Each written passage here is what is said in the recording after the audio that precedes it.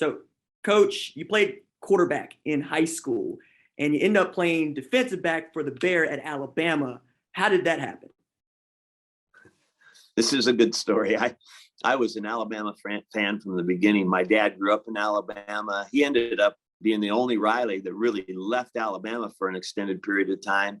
And he became, he was a coach. He ended up on the West Coast. And so I grew up there, but I was a big time fan. I was, back from the beginning of Coach Bryant's start there with, the national championship team with Pat Trammell. And then he had Joe Namath, and he had Kenny Stabler and Steve Sloan, and just a string of great quarterbacks, great teams. And I wanted to be a part of that. I wrote Coach Bryant from the time I was a sophomore in high school. I wrote him letters all the time about wanting to come to Alabama. And I was a left-handed quarterback, and I was going to Alabama to be the next Kenny Stabler. That's what I had in mind.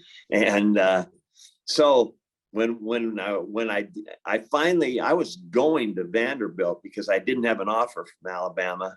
And at the very end, I got an offer from Coach Bryant. And so I ended up getting the chance to go to school in Tuscaloosa. And I went down there, and we had seven freshman quarterbacks. and so the room was full. And in one week, 4 of us were defensive backs. And then when we looked around later in our life at Alabama, every safety and strong safety at Alabama was a high school quarterback. So there was a plan by Coach Bryant and the coaching staff that's the kind of guy they wanted to be safety or a strong safety for their defense. And so,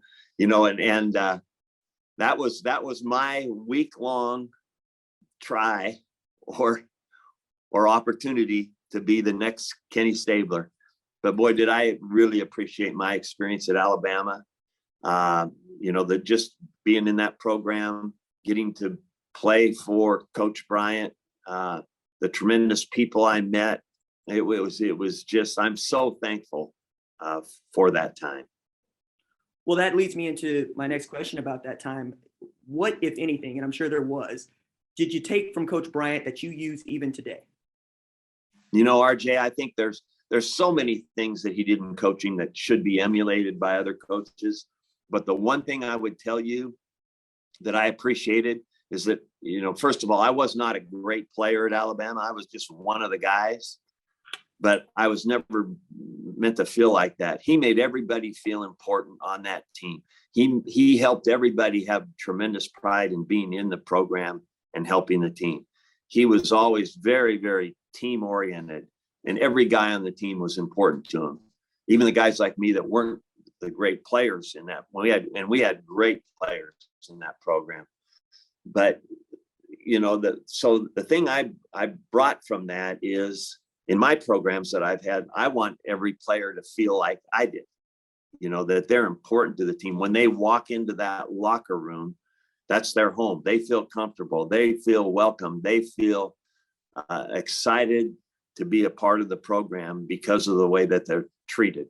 So that's how Coach Bryant treated me as a guy that was just a guy on the team, not a great player. I wanted every guy in my program to feel like that. Thanks for watching this video, and remember, hit that subscribe button so you don't miss any other videos on the #1 Ranked Show YouTube channel.